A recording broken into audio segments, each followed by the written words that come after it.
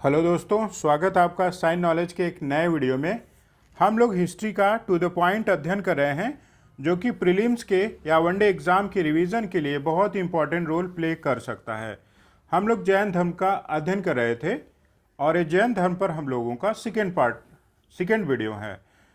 चलिए हम लोग जैन धर्म के शेष भागों की शुरुआत करते हैं। जैन धर्म के संप्रदाय से इसकी शुरुआत हम लोग करते हैं। जब चंद्रगुप्त मौर्य का समय था तो उसी समय जैन धर्म का प्रथम सम्मेलन होता है और इसी सम्मेलन में जैन धर्म दो संप्रदायों में बढ़ जाता है।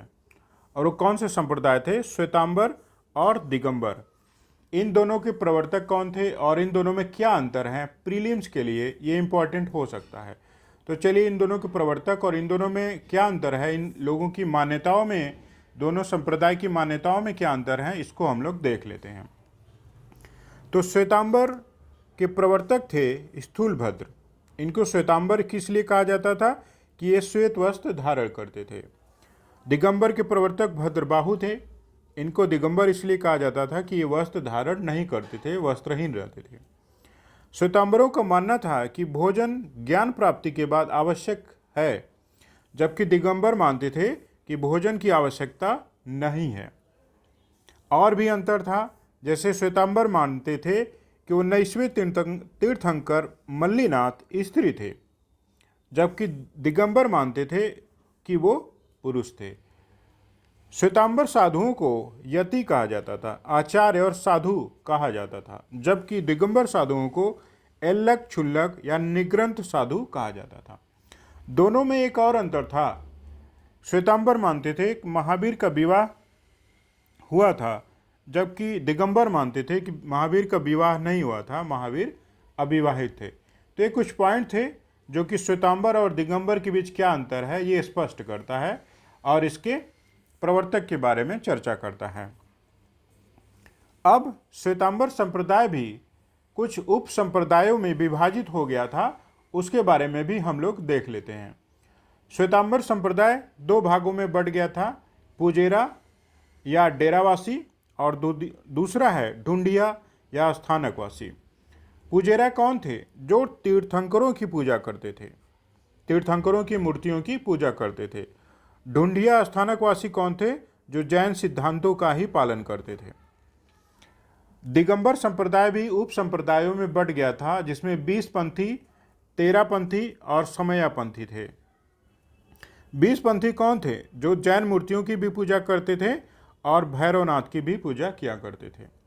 13 पंथी कौन थे? जो जैन मूर्ति की पूजा किया करते थे।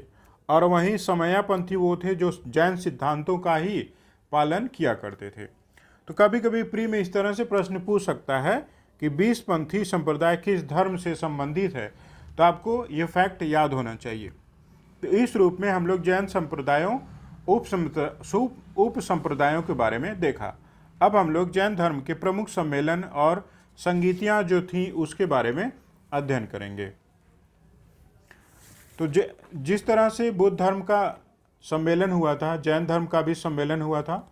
इसका प्रथम जो सम्मेलन था वो चंद्रगुप्त मौर्य के समय ही हुआ था, लगभग 300 ईस्वी के आसपास, ईसा पूर्व के आसपास पाटलिपुत्र में हुआ था और इसकी अध्यक्षता स्थूलभद्र ने की थी। ये वही स्थूलभद्र थे जिन्होंने श्वेतांबर संप्रदाय की स्थापना की थी। द्वितीय सम्मेलन दो स्थानों पर हुआ, तो मथुरा में और गुजरात में। गुजरात के वल्लभी में इसकी अध्यक्षता जो गुजरात में हुई थी नागार्जुन सूरी ने की थी और मथुरा में जो हुई थी उसकी अध्यक्षता आचार्य स्कंदिल ने की थी। ये भी गुप्त काल में 512 ईस्वी के आसपास हुआ था। चूंकि यह सम्मेलन दो स्थानों पर हुआ था इसलिए इसमें काफ़ी मतभेद हो गया। इन्हीं मतभेद को दूर करने के लिए आप देखेंगे तृतीय सम्मेलन होता है, वल्लभी गुजरात में ही होता है और इसकी अध्यक्षता देवर्दिगर क्षमाश्रवण करते हैं। जैन संगीतियों से, जैन सम्मेलन से प्री में प्रश्न पूछे जाते हैं और इसको आप याद रखेंगे। अब हम लोग जैन धर्म के विकास यात्रा को देख लेते हैं। जैन धर्म का निर्माण जब हुआ तो जैन संघ भी बने और आम जनता के साथ साथ राजा महाराजाओं में भी जैन धर्म तेजी से फैला। तो उसमें जो प्रमुख तथ्य प्री के लिए इंपॉर्टेंट हो सकते हैं उसको हम लोग देख लेते हैं। महापद्मनंद जो कि नंद वंश के संस्थापक थे, वो भी जैन धर्म के अनुयायी थे। इसकी सूचना हमको हाथी गुफा अभिलेख से प्राप्त होती है। हाथी गुफा अभिलेख बहुत इंपॉर्टेंट है। यह पूछा जाता है कि ये किसका है, तो आप बताएंगे कलिंग नरेश खारवेल का है, जो कि उड़ीसा के शासक थे। हाथी गुफा अभिलेख एक और इम्पॉर्टेंट कारण से महत्वपूर्ण बन जाता है कि यह जैन धर्म का प्रथम या प्राचीनतम अभिलेखी साक्ष्य है और इसकी शुरुआत ही जैन तीर्थंकरों की प्रार्थना से होता है, जिसमें नमो अर्हता नाम शब्द लिखा गया है। तो हाथी गुफा अभिलेख की शुरुआत ही जैन तीर्थंकरों के नमस्कार करने से आरंभ होती है। मौर्य काल की बात करें, चंद्रगुप्त मौर्य खुद जैन धर्म के मानने वाले थे। भद्रबाहु से प्रभावित होकर इन्होंने जैन धर्म ग्रहण कर लिया था। भद्रबाहु जब कर्नाटक जा रहे थे तो इनके साथ चंद्रगुप्त मौर्य भी चले गए थे और वहीं पर आप देखेंगे चंद्रगुप्त मौर्य ने सलेखना विधि से अपना प्राण त्याग दिया था। सलेखना विधि के बारे में हम लोग चर्चा कर चुके हैं, जिसमें व्यक्ति धीरे धीरे खाना और पानी बंद कम करते जाता है और एक समय ऐसा आता है जब वो खाना पानी पूरा छोड़कर अपने देह का त्याग कर देता है। अब हम लोग मौर्योत्तर काल की बात करें तो मौर्योत्तर काल में खारवेल द्वारा उदयगिरी में जैन साधुओं के लिए गुफा का निर्माण कराया गया था। उदयगिरी की गुफाएं उड़ीसा में स्थित हैं। यहाँ पर पत्थरों को काट काट करके मंदिर और गुफाओं का निर्माण किया गया है। यहीं से आप देखेंगे हाथी गुफा अभिलेख भी प्राप्त होता है और हाथी गुफा अभिलेख में बहुत ही इम्पोर्टेंट प्रसंग की चर्चा है। इसमें लिखा गया है कि जब खारवेल का 12वें वर्ष का शासन था तो इसने मगध पर आक्रमण किया। उस समय मगध पर शुंग वंश का शासक था और शासक कौन था?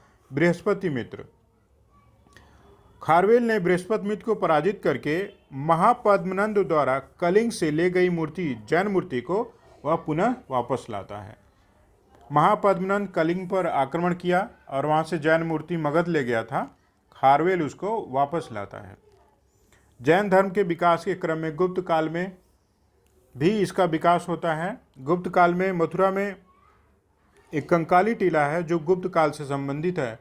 यहाँ भी जैन मूर्तियों का प्रमाण मिलता है। ह्वेनसांग भी कांची और बंगाल में जैन धर्म के मानने वालों की चर्चा करते हैं। ये बहुत इंपॉर्टेंट फैक्ट है। गंग वंश के राजा राजमल फोर्थ ने राजमल चतुर्थ के मंत्री थे और सेनापति चामुंडराय ने 974 ईस्वी के आसपास श्रवणबेलगोला में एक बाहुबली गोमतेश्वर की मूर्ति का निर्माण कराया था, जो कि 70 फीट ऊंची है।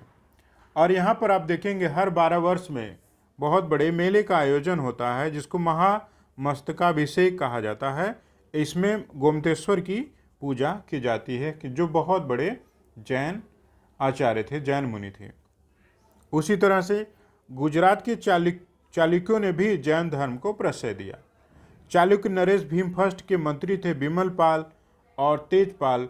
उन्होंने आबू पर्वत पर दिलवाड़ा का प्रसिद्ध मंदिर का निर्माण कराया था। ये मंदिर प्रथम तीर्थंकर ऋषभदेव को समर्पित है। इस रूप में ये बहुत इंपॉर्टेंट फैक्ट बन जाता है।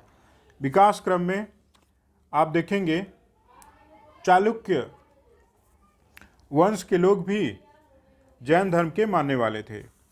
इसमें 2 प्रसिद्ध राजा हुए, जयसिंह सिद्धराज और कुमारपाल। इन्हीं के दरबार में हेमचंद रहा करते थे।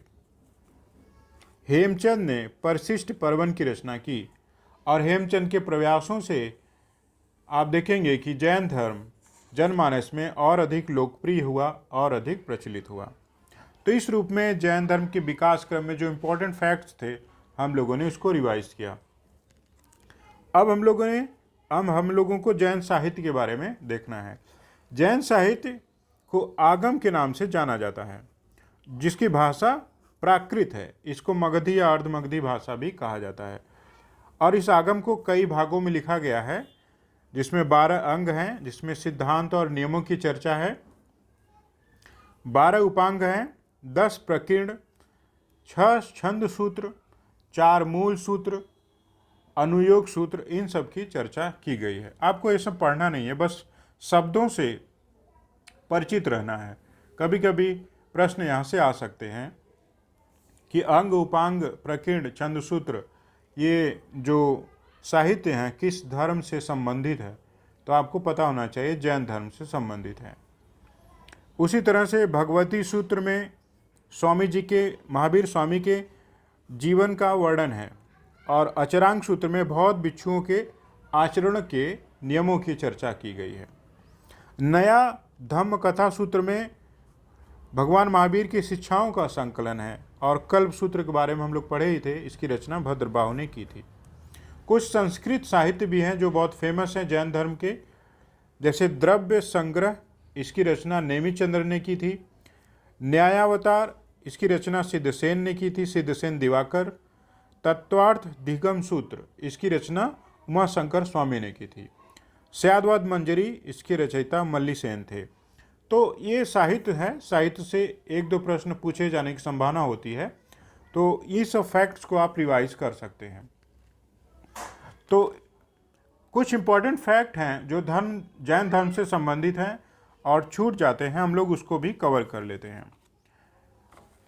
जैसे ये प्री में क्वेश्चन पूछा गया था कि आजीवक संप्रदाय की स्थापना किसने की थी, तो वो थे मखली पुत्र गोसाल, या उनको मखली गोसाल भी कहा जाता था। इनका मत नियतिवाद के नाम से जाना जाता था। इनका कहना था कि सब कुछ पूर्व निर्धारित है, सब कुछ नियति पर निर्भर करता है। दूसरा इंपॉर्टेंट फैक्ट है, प्रभासगिरी तीर्थ स्थल कहाँ स्थित है, तो यूपी के कौशाम्बी में स्थित है, और ये 6वें जैन तीर्थंकर पद्म प्रभु से संबंधित है।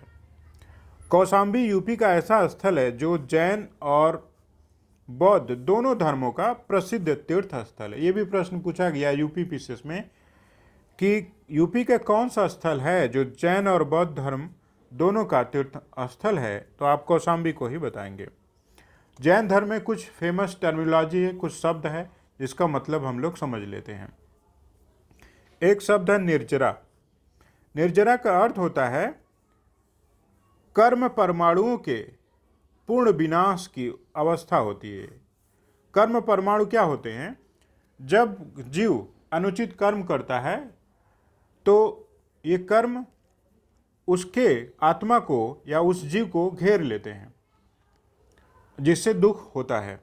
निर्जरा वो अवस्था है जब जीव, आप देखेंगे कि त्रिरत्नों का पालन करने लगता है तो उसका कर्म फल, ये कर्म परमाणु का पूरी तरह नाश हो जाता है और वो शुद्ध अवस्था में आ जाता है। इसी को निर्जरा की अवस्था कहा गया है। संवर की कौन सी अवस्था है? जीव की ओर नए कर्मों का प्रवाह रुक जाता है। जब जीव, आप देखेंगे कि सत्य मार्ग पर चलने लगता है, जैन सिद्धांतों का पालन करने लगता है, तो उसके ऊपर से जो नए कर्मों का प्रवाह है वो रुक जाता है और वो ज्ञान प्राप्ति के मार्ग पर आगे बढ़ता है। आश्रव क्या है? अज्ञान के कारण जो जीव कर्म फल से बंधना शुरू हो जाता है, जीव में कर्म फल जब आकर्षित होने लगते हैं तो उसी को आश्रव कहा जाता है। ये कुछ टर्म है जो आपको पता होना चाहिए, जो कि जैन धर्म से संबंधित है। जैन धर्म में भी अनंत चतुष्टय की चर्चा की गई है। अनंत चतुष्टय, चतुष्टय मतलब 4, अनंत मतलब अनादि। 4 क्या थे? कि जीव, जैन धर्म का कहना है कि जीव 4 अनंत चतुष्टय से युक्त है। वो क्या है? अनंत ज्ञान, अनंत दर्शन, अनंत वीर, अनंत सुख। तो इन्हीं चारों चतुष्टय से जीव युक्त होता है, लेकिन अपने कर्मों के कारण आप देखेंगे उसका यह जो अनंत शक्ति है छिप जाती है, लेकिन ज्ञान प्राप्ति के बाद जीव का ये चारों शक्ति पुनः प्रकट हो जाती है। तो इस रूप में हम लोग जैन धर्म को कंप्लीट किए। दोस्तों, वीडियो को अपने दोस्तों में भी शेयर करिएगा, इसको लाइक जरूर करिएगा, शेयर और सब्सक्राइब करिएगा। मिलते हैं हम लोग नेक्स्ट वीडियो में। Thank you.